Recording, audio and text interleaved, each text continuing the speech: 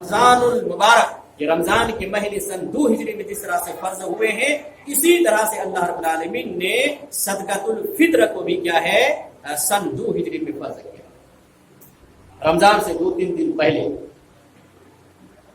فرض کیا، عید سے 2-3 دن پہلے یہ صدقۃ الفطر کو فرض کیا۔ صدقۃ الفطر اللہ کے رسول صلی اللہ علیہ وسلم بیان فرماتے ہیں، حضرت عبداللہ ابن عمر رضی اللہ تعالی عنہ راوی حدیث سے کہتے ہیں، فرض رسول اللہ صلی اللہ علیہ وسلم زکات الفطر، اللہ کے رسول صلی اللہ علیہ وسلم نے زکات الفطر کو واجب کیا ہے، ساعا من تمر اور ساعا من شعیر، 1 سا کھجور ہو یا جو ہو، اس حدیث میں کھجور و جو کا ذکر ہے، کسی اور حدیث میں اور کچھ اناج کا ذکر ہے، 1 سا فرض کیا ہے کھجور میں سے، جو میں سے، کن کے اوپر فرض کیا ہے، علی العبد والحر والذکر والانثى والصغیر والکبیر من المسلمین، آزاد پر، غلام پر، مرد پر، عورت پر، چھوٹے پر، بڑے پر، شرط یہ ہے کہ مسلمانوں کے اوپر یہ فرض کیا ہے۔ معلوم ہوا کہ بڑا ہو چھوٹا ہو یہ کیا ہے واجب فرض کیا ہے۔ وَأَمَرَ بِهَا أَن تُؤَدَّ قَبْلَ خُرُوجِ النَّاسِ إِلَى الصَّلَاةِ، اور نبی پاک صلی اللہ علیہ وسلم نے یہ حکم دیا ہے کہ عید کی نماز کی طرف نکلنے سے پہلے یہ صدقۃ الفطر کو نکال دینا ہے، ادا کر دینا۔ عید کی نماز کی طرف نکلنے سے پہلے صدقۃ الفطر کو نکال کے ادا کر دینا ہے، غریبوں مسکینوں میں کیا ہے تقسیم کر دینا ہے، یہ نبی پاک صلی اللہ علیہ وسلم نے بیان فرمایا ہے۔ حدیث رسول سے معلوم ہوا کہ زکات الفطر کیا ہے ہم پر واجب ہے، یہ بھی ایک عبادت ہے، جس طرح سے نماز واجب ہے، روزہ واجب ہے، زکات واجب ہے، اسی طرح سے صدقۃ الفطر بھی واجب ہے، ہم کو نکالنا ہے، پھر غریبوں مسکینوں میں اس کو تقسیم کرنا ہے۔ ایک دوسری حدیث میں نبی پاک صلی اللہ علیہ وسلم نے بیان فرمایا، حضرت عبداللہ بن عباس رضی اللہ تعالی عنہ راوی حدیث سے کہتے ہیں کہ اللہ کے رسول صلی اللہ علیہ وسلم نے حکم دیا ہے، فرض کیا ہے زکات الفطر کو طہرۃ للصائم من اللغو والرفث وطعمۃ للمساکین، ابو داؤد کی حدیث ہے۔ کہتے ہیں اللہ کے رسول صلی اللہ علیہ وسلم نے کہ زکات الفطر کو، صدقۃ الفطر کو واجب کیا ہے، فرض کیا ہے، کیوں؟ وجہ بتلائی ہے، 2 وجہ بتلائی ہے کہ روزہ دار سے دوران روزہ کچھ غلطیاں ہو جاتی ہیں، کچھ کمیاں رہ جاتی ہیں، کچھ لغو باتیں ان سے ہو جاتی ہیں، تو اس کی صفائی کے لیے، اس کی تلافی کے لیے طہرۃ للصائم من اللغو والرفث، یہ اللہ کے رسول نے بیان فرمایا کہ اس کی تلافی ہو جائے۔ اور دوسرا مقصد بیان فرمائے وہ طعمۃ للمساکین، مسکینوں کا کھانا اس سے میسر ہوگا۔ دوسری وجہ کیا بیان فرمائی ہے آپ نے؟ طعمۃ للمساکین، یہ مسکینوں کا کھانا، 2 وجہ بتلائی کہ مسکینوں کا کھانا ہے، اس لیے کیا ہے ان کی خوراک مہیا کرنی ہے۔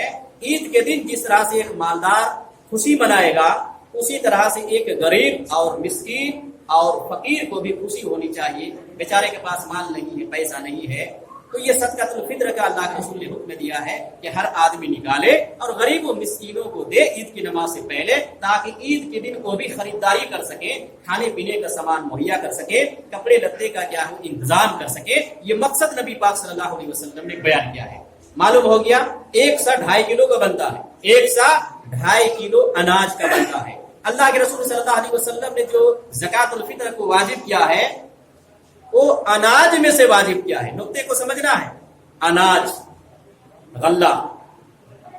حضرت ابو سعید خدری رضی اللہ تعالی عنہ بیان کرتے ہیں کہ كنا نخرج زکات الفطر من طعام، کھانے میں سے ہم نکالتے تھے، غلے میں سے، جو کھانے کا سامان ہمارے پاس موجود ہوتا تھا، جو کھاتے تھے، گیہوں کھاتے تھے، کھجور کھاتے تھے، پنیر کھاتے تھے، کشمش کھاتے تھے، ان چیزوں سے ہم کیا ہے صدقۃ الفطر نکالتے تھے۔ تو اللہ کے رسول صلی اللہ علیہ وسلم کے زمانے میں، صحابہ کے زمانے میں جو صدقۃ الفطر نکالا جاتا تھا وہ غلے سے نکالا جاتا تھا، کھانے کے سامان سے نکالا جاتا تھا۔ تو زیادہ بہتر یہی ہے کہ غلے میں سے، کھانے کے سامان میں سے زکات الفطر آپ نکالیں، جو آپ کھا رہے ہیں، چاول کھا رہے ہیں چاول سے نکالیے، گیہوں کھا رہے ہیں گیہوں سے نکالیے، کچھ اور کھا رہے ہیں ان سے آپ نکالیے، ہر آدمی کی طرف سے 2.5 کلو اناج آپ کو نکال دینا ہے۔ یہ سنت طریقہ ہے، یہ کیا ہے؟ سنت طریقہ ہے، باحالت مجبوری۔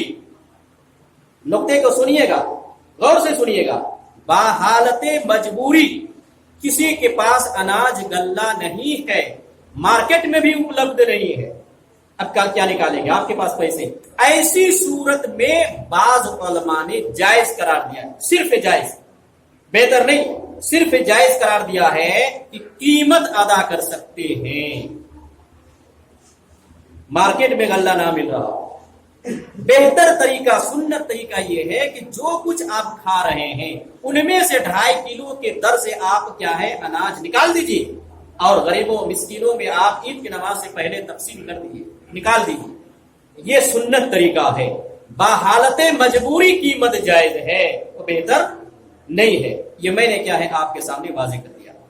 ہمارے معاشرے میں، ہماری سوسائٹی میں، ہمارے علاقے میں ایک غلط رواج رائج ہو چکا ہے کہ صدقۃ الفطر زیادہ تر کیا ہے لوگ قیمت ادا کر رہے ہیں، جو سنت رسول کی کیا ہے خلاف۔ سنت کے مطابق عمل کرنا ہے تو اناج نکالنا ہے، یہ صحیح طریقہ ہے۔ دوسرا جو غلط ہمارے معاشرے میں ہو رہا ہے وہ یہ ہو رہا ہے کہ صدقۃ الفطر کو عید کے دن نکال کے اس کو جمع رکھ دیتے ہیں، اور عید کی نماز کے بعد مہینوں بھر، سالوں بھر اس کو بانٹتے رہتے ہیں۔ ایسا نہیں ہے، ایسا نبی کے زمانے میں نہیں تھا۔ ایک گاؤں مجھے جانا ہوا تھا کسی کام سے، وہاں کے سردار سے ہماری ملاقات ہوئی، بعض باتوں میں کیا ہے بات آئی تو انہوں نے کہا جبکہ رمضان کے کتنے مہینے گزر چکے تھے، دوسرا رمضان آنے میں چند مہینے باقی تھے، اتنے دنوں تک ان کے پاس ابھی زکات الفطر کا مال موجود ہے۔ وہ کہتا ہے کہ میرے پاس ابھی بھی زکات الفطر کا پیسہ ہے جو فلاں کام کے لیے ہمیں رکھا ہوا۔ جاہل سردار، جاہل قوم کا لیڈر کہاں لے جائے گا قوم، کس گڈھے میں لے جا کر گرائے گا اس قوم؟ ایسے لوگوں کے ہاتھ میں باغڈور دے دی جائے، ایسے لوگوں کے ہاتھ میں سرداری دے دی جائے جن کو نہ تو 5 وقت نماز پڑھنے کا سلیقہ معلوم ہے، نہ روزہ رکھنے کا سلیقہ معلوم ہے، نہ نماز کی دعائیں یاد ہیں، نہ تو ان کو دین کے احکام معلوم ہے، نہ تو شریعت کے بارے میں ذرہ برابر ان کو کچھ علم ہے۔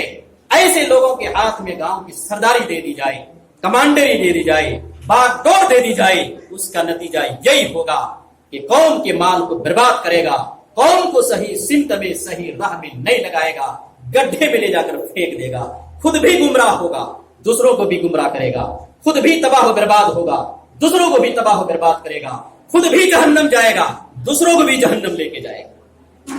آج ہمارے معاشرے میں ایسا ہی ہو رہا ہے، جاہل لوگ لیڈر بنے ہوئے جنہیں شریعت کا ذرہ برابر علم نہیں اور شریعت پہ چلنا بھی نہیں چاہتے، ایسے لوگ قوم کے لیڈر بنے ہوئے، قوم کے سردار بنے ہوئے ہیں، اور قوم کے کیا ہے باغڈور کو سنبھالنا چاہتے ہیں۔ متنبہ ہو جائیں، ہوش کے ناخن لیں، ورنہ قوم تباہی کی کاغر پہ اور تباہی کی دہانے پہ قوم پہنچی ہوئی ہے۔ تو میں کہہ رہا تھا، فخر سے سردار کہہ رہا ہے کہ ہمارے پاس اتنے روپیے، کئی ہزار بتلایا کہ ابھی تک رکھے ہوئے ہیں، اور فلاں کام کے لیے میں نے رکھا ہے، پتہ نہیں کس کام کے لیے رکھا تھا، انہوں نے ذکر کیا، میں بھول گیا۔ صدقۃ الفطر صرف مسکینوں کا کھانا ہے، طعمۃ للمساکین حدیث نے بتلایا، صرف مسکینوں کا کھانا ہے، فقیروں کی خوراک ہے، بیوہ، یتیم، غریب، نادار، لاچار، ان کا حق ہے، انہی کو دینا ہے۔ اس پیسے سے آپ مسجد نہیں بنا سکتے، اس پیسے سے آپ مدرسے نہیں بنا سکتے، اس پیسے سے آپ ہاسپٹل نہیں بنا سکتے، اس پیسے سے آپ کوئی اور رفاہی کام نہیں کر سکتے، اس پیسے سے آپ کنواں نہیں کھدوا سکتے، اس پیسے سے آپ ہینڈ پمپ نہیں لگوا سکتے، اس پیسے سے آپ کیا ہے تالاب نہیں کھدوا سکتے کہ جس میں لوگ فائدہ اٹھائیں گے، نہیں، اپنے پیسے سے کرو۔ یہ غریبوں کا حق ہے، یہ مسکینوں کا حق ہے، انہیں دینا، طعمۃ للمساکین، تاکہ عید کے دن وہ بھی کیا ہے خوشی منائے، جس طرح سے ایک مالدار خوشی مناتا ہے، ان کے گھر میں بھی خوشیاں ہوں، ان کے گھر میں بھی سمیل اچھے آئیں، ان کے گھر میں بھی کیا ہے گوشت کا انتظام ہو، ان کے گھر میں بھی کیا ہے کھانے کا مختلف قسم کا پکوان موجود ہوں، ان کے بھی چھوٹے چھوٹے بچے ہیں، کپڑے، نئے نئے کپڑے وہ بھی اپنے بچوں کے لیے خرید سکیں۔ یہ کب ہوگا؟ جب آپ عید کی نماز سے پہلے صدقۃ الفطر کو نکالیں گے، پھر غریبوں میں، مسکینوں میں بانٹ دیں گے، تب جا کے یہ ممکن ہوگا۔ اگر آپ ایسا نہیں کرتے ہیں تو یہ نبی کا جو مقصد ہے طعمۃ للمساکین، یہ مقصد فوت ہو جاتا ہے، آپ کا صدقہ بھی ادا نہیں ہوگا۔ نبی پاک صلی اللہ علیہ وسلم نے دوسری حدیث میں بیان فرمایا، فمن اداها قبل الصلاۃ فهي زکات مقبولہ ومن اداها بعد الصلاۃ فهي صدقۃ من الصدقات. جو آدمی صدقۃ الفطر کو عید کی نماز سے پہلے ادا کرتا ہے وہ زکات مقبول ہے، اللہ قبول کرے گا. اور جو عید کی نماز کے بعد ادا کرے گا وہ صدقہ ایک عام صدقہ کی طرح ہے. وہ زکات الفطر جو واجب تھی وہ آپ سے نہیں ٹلے گا. آپ گنہگار ہیں، مال بھی دے رہے ہیں، گناہ بھی کر رہے ہیں، گناہ نہیں ڈلا، واجب ہے. اس واجب کو نبی نے جو طریقہ بتلایا ہے اسی طریقے کے مطابق ہمیں اور آپ کو ادا کرنا ہے. ہمارے علاقے میں غلط رواج ہے کہ عید کی نماز کے بعد کیا ہے مہینوں بھر، جیسے کہ میں نے ابھی بتلایا، مہینوں بھر اس کی تقسیم ہوتی رہتی ہے، جو کہ غلط ہے.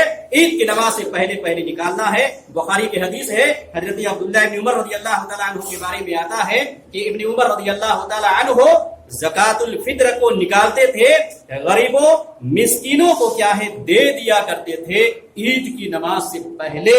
پھر بعض صحابہ کرام عید کے ایک دو دن پہلے ہی کیا ہے زکات کے مال کو، صدقۃ الفطر کے مال کو نکالتے تھے، غریبوں مسکینوں میں کیا ہے، بیواؤں یتیموں میں کیا ہے بانٹ دیا کرتے تھے. ایسا ہم کو کرنا عید کی نماز سے پہلے. دوسرا کیا ہے اہم نقطہ اس کے تعلق سے یہ بتانا ہمیں مقصود ہے کہ ہم لوگوں کو زکات الفطر کے تعلق سے اناج بھی نکالنا چاہیے. دوسری بات عید کی نماز سے پہلے نکال کر غریبوں مسکینوں میں کیا ہے بانٹ دینا چاہیے. ایک نقطہ میں اس کے تعلق سے یہ بتلانا چاہتا ہوں کہ ہمارے معاشرے میں ہم دیکھتے ہیں، تلاش کرتے ہیں، ڈھونڈتے ہیں، لوگ کہتے ہیں ہمارے گاؤں میں کوئی غریب ہی نہیں ہے، کوئی غریب نہیں ہے. ہر گاؤں میں کوئی نہ کوئی بیوہ ہے، یتیم ہے، لاچار ہیں. بہت سارے ایسے بھی مسکین ہیں. مسکین اور فقیر میں فرق ہے. فقیر کہتے ہیں جو گھر گھر کیا ہے گھومتا ہے جھولی لے کر، وہ فقیر ہے. اور مسکین اس کو کہتے ہیں جن کے پاس ضرورت کا سامان نہیں ہے لیکن شرم کے مارے دوسروں کے یہاں ہاتھ نہیں پھیلاتا ہے، عزت نفس کے خاطر اپنی عزت کو نیلام نہیں کرنا چاہتا ہے، گھر ہی میں گھٹ گھٹ کے ہے، ایک ٹائم کھاتا ہے ایک ٹائم نہیں کھاتا ہے لیکن دوسرے کے یہاں ہاتھ نہیں پھیلاتا، یہ مسکین ہے. ایسے لوگوں کو تلاش کرنا ہے کہ معاشرے میں کون ہے. دوسری بات یہ ہے کہ کوئی آدمی مالدار تھا لیکن اس موقع پر غریب ہو چکا ہے، تجارت تھی، بزنس تھا، کسی وجہ سے ہلاک و برباد ہو گیا ہے، اب غریب ہے، وہ مستحق ہے زکات کا بھی فطرے کا بھی، وہ مسکین اس کو دینا ہے. ایسے لوگوں کو تلاش کرنا. بیوہ عورت ہیں جن کا کوئی سہارا نہیں، جن کے چھوٹے چھوٹے بچے ہیں، وہ مسکین ہیں، ان کو دینا. یہ ہمارے معاشرے میں کثرت سے موجود ہیں، ہمارے گاؤں میں، ہمارے قرب جوار کے گاؤں میں موجود ہیں. ان کو یہ سب کیا ہے مال دینا ہے، یہی لوگ ان کے حقدار ہیں. غریب مسکین نادار بیوہ یتیم فقیر یہی لوگ ان کے حقدار ہیں. تو عید کی نماز سے پہلے تک ان مالوں کو نکال دینا چاہیے. غریبوں مسکینوں میں کیا ہے ان کو تقسیم کر دینا چاہیے. گاؤں میں عام طور پر کیا ہے زکات الفطر کو نکال کر سردار کے پاس جمع کر دیا جاتا ہے. ٹھیک، اچھا ہے جمع کرنا، بری بات نہیں، جمع کرنا اچھا ہے، مناسب ہے، جمع کر دیجیے ایک جگہ. پھر کیا ہے وہ اپنے مناسب حساب سے کیا ہے غریبوں مسکینوں میں کیا ہے وہ تقسیم کرے گا. ان کے اندر ہے صلاحیت تقسیم کرنے کی، وہ جانتا ہے، غریب مسکین کو پہچانتا ہے، مدارس کو پہچانتا وغیرہ ساری چیزوں کا ان کے پاس نالج ہے، علم ہے. ایسی جگہ آپ جمع کر سکتے ہیں اور جمع کرنا چاہیے. وقت کے لحاظ سے میں بتلا رہا ہوں، کئی سال سے میں نے چھوٹ دیا ہے اپنے گاؤں میں. مجھے پتا چلا کچھ لوگ ایسے ہیں جو صدقۃ الفطر نکالتے ہی نہیں ہیں، ان کو چھوٹ مل گئی، نہیں نکال رہے، خود کھا رہے، مزے لے رہے، نہ تو کہیں بانٹ رہے نہ تو جمع کیے. اس لیے کیا ہے یہ چھوٹ آپ کو نہیں دی جا رہی ہے. آپ سردار کے پاس اپنے صدقۃ الفطر کو کیا ہے آپ جمع کریں گے. مناسب کیا ہے یہی ہوگا. اور پھر وہاں سے کیا ہے مالیات کا حساب ہو کر پھر تقسیم ہوگا، کہاں کتنا دینا ہے، گاؤں میں کون ضرورت مند ہیں، غیر کے گاؤں میں کون ضرورت مند ہیں. ہمارے قرب و جوار میں مدارس چلتے ہیں، وہاں کی یتیم بچے ہیں، یتیم پڑھنے والے، یتیم غریب مسکین پڑھنے والے یہ طلبہ ان کے بھی حقدار ہیں. ان پیسوں سے مدرسہ کی بلڈنگ تعمیر نہیں کی جا سکتی ہے لیکن پڑھنے والے جو بچے ہیں وہ غریب ہیں، ندار ہیں، دین کی تعلیم کیا ہے وہاں سے حاصل کر کے معاشرے میں دین کی چراغ کو پھیلائیں گے، روشن کریں گے. ایسے طلبہ کیا ہیں اس صدقے کے اور اس زکات کے مستحق ہیں. ایسے طلبہ کو بھی دینا ہے، ایسے طلبہ کو بھی ڈھونڈ کے دینا ہے. اور مدرسے میں دینے کے بعد مدرسے کی ذمہ داران کو یہ بتلانا ہے کہ ان پیسوں کو مدرسے کی بلڈنگ میں تعمیر میں نہیں لگانی ہے، مسجد کی تعمیر میں نہیں لگانی ہے، مدرسین کی تنخواہوں میں نہیں لگانی ہے، بلکہ یہ غریب یتیم مسکین جو بچے آپ کے ادارے میں پڑھ رہے ہیں، ان کے کیا ہے صبح و شام کے جو خرچ ہیں، خوراک ہیں، اس خوراک پہ ان کو کیا ہے خرچ کرنی، ان کے لیے کیا ہے یہ مہیا کرنا ہے، یہ درست ہے۔ جو میں نے نقطے بتلایا ہے ان کو آپ ذہن و دماغ میں رکھیں گے اور رکھنے کے بعد صدقۃ الفطر کو کیا ہے آپ جمع کریں گے، اور میں مناسب سمجھتا ہوں کہ 20 رمضان سے کیا ہے جمع کر دیں تو بہتر ہوگا، چونکہ یہاں ڈیٹ دیا ہوا ہے کہ 20 رمضان کے بعد سے کیا ہے غریب مسکین یتیم بیوہ عورتیں یہاں پر آنا شروع ہو جاتی ہیں، اور ان کو عید کی نماز سے پہلے کیا ہے بانٹ کے یہاں کا صدقۃ الفطر کو ختم کر دیا جاتا ہے۔ عید کی نماز کے بعد کیا ہے صدقۃ الفطر کو نہیں رکھا جاتا ہے۔ کوئی جمع لے لیا اور جمع لینے کے بعد پھر سالوں بانٹ رہا ہے، وہ مجرم ہے، وہ گنہگار ہے، ان کو قیامت کے دن جواب دینا پڑے گا۔ اس لیے کیا ہے ان کی ذمہ داری بن جاتی ہے، جن کے پاس آپ ان کو جمع کرتے ہیں یہ ان کی ذمہ داری بن جاتی ہے کہ وہ اب صحیح مصرف میں صحیح جگہ میں وقت رہتے ہوئے ان کو تقسیم کر کے ختم کرے، اگر وہ کیا ہے وہ رکھتا ہے وہ اب گنہگار ہے۔ یہ چند باتیں تھیں جو صدقۃ الفطر کے تعلق سے اور زکوٰۃ کے تعلق سے میں نے آپ کے سامنے واضح کیا۔ اللہ رب العالمین سے دعا ہے کہ اللہ تعالی ہم تمام مسلمانوں کو صحیح معنوں میں دین کی باریکیوں کو اور دین کے مسئلے کو سمجھنے کی توفیق عنایت فرما اور ان کے مطابق عمل کرنے کی توفیق عنایت فرما۔ اے اللہ ہم سب گنہگار ہیں تو ہم سب کے گناہوں کو بخش دے، معاف کر دے۔ اے اللہ ہم سب گنہگار ہیں تو ہم سب کے گناہوں کو بخش دے، معاف کر دے۔ اے پروردگار عالم، جہاں کہیں بھی دنیا میں مسلمان پریشان حال ہیں، اللہ ان کی پریشانی کو پورا فرما۔ اے اللہ مسلمانوں کے اوپر ظلم ہو رہا ہے، اللہ تو ان کی زندگی کو خوشحالی میں تبدیل کر دے۔ ظالموں کو اللہ رب العالمین کو ایسی سزائیں دے کہ قیامت تک کسی پر ظلم کرنے کے تعلق سے سوچ بھی نہ سکے۔ اے اللہ جہاں کہیں بھی مسلمان پریشان حال ہیں ان کی پریشانیوں کو حل کر دے۔ اے اللہ جہاں کہیں بھی مسلمان بڑی سے بڑی بیماری میں مبتلا ہیں، اللہ رب العالمین انہیں شفا نصیب عطا فرما۔ اللہ رب العالمین جو ایمان کے حالت میں دنیا سے جا چکے ہیں، اللہ تعالیٰ ان کی مغفرت عطا فرما۔ اے اللہ ہم میں سے جن کے والدین دنیا سے ایمان کی حالت میں جا چکے ہیں ان کی مغفرت عطا فرما، جن کے والدین زندہ ہیں اللہ رب العالمین ان کی خدمت کرنے کی توفیق عنایت فرما۔ اے اللہ ہم سب گنہگار ہیں تو ہم سب کے گناہوں کو بخش دے، معاف کر دے۔ اے اللہ تو ہم سب کی عبادتیں، ہم سب کے روزے، نماز، صدقہ، خیرات، زکوٰۃ، صدقۃ الفطر، ان سب کو اللہ رب العالمین تو قبول عطا فرما۔ اے اللہ تو قبول نہیں کرے گا تو ہم ہلاک و برباد ہو جائیں گے۔ اے اللہ جو بھی عبادتیں ہم سے ہو رہی ہیں ٹوٹی پھوٹی انداز میں اللہ تجھے راضی کرنے کے لیے، تجھے خوش کرنے کے لیے اللہ تیرا حکم ہے یہ مانتے ہوئے ہم کر رہے ہیں، اللہ رب العالمین تو ہم سب کی عبادتوں کو قبول عطا فرما، ہم سب کے روزے قبول عطا فرما، ہم سب کی نمازیں، قیام اللیل، تراویح وغیرہ ان سب کو اللہ رب العالمین تو قبول عطا فرما۔ اے اللہ تو ہم سب کی نیتوں کو جانتا ہے، اللہ رب العالمین تو ہماری نیتوں میں اخلاص عطا فرما۔ اے اللہ تو ہماری نیتوں میں اخلاص عطا فرما۔ اے اللہ تو ہماری نیتوں میں اخلاص عطا فرما۔ اے اللہ تو ہمارے اعمال میں اخلاص عطا فرما۔ ریا اور نمود سے تو محفوظ کر لے، اللہ رب العالمین تو ہمیں شرک سے بچا لے، ریا سے بچا لے، دکھاوے سے بچا لے، اللہ رب العالمین خالص تیرے لیے عبادتوں کو کرنے کی توفیق عنایت فرما۔ اے اللہ ہم سب گنہگار ہیں تو ہم سب کے گناہوں کو بخش دے، معاف کر دے۔ ربنا ظلمنا انفسنا وان لم تغفر لنا وترحمنا لنكونن من الخاسرين ربنا آتنا في الدنيا حسنة وفي الآخرة حسنة وقنا عذاب النار وآخر دعوانا ان الحمد لله رب العالمين۔